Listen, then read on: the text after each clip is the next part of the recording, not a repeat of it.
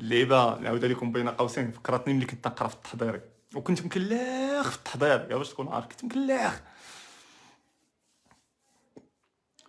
الاشاره كنتلاقى ببعض الاساتذه اللي قراوني في التحضير تيقول لي تبارك الله عليك اولدي كنتي سبحان الله من صغرك نابغه، تنقول لي فين اودي الاستاذ كنتي نابغه انا عارف راسك كنت انا مكلخ اش تيقول. المهم اول مره غنشد النتيجه هذه باقي تنعقل عليها حيت كليت عليها كل خاط العصا داكشي اش باقي عاقل عليها.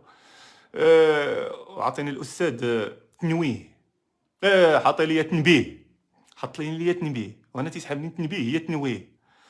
يا شوهت لك العائله من المدرسه حتى للدار، عرفتي الجيران اش درتي، تنبيه يا خالتي تنبيه. حق الله الا شوهت العائله من المدرسه اش درتي يا مسخوط، تنبيه يا عمي تنبيه.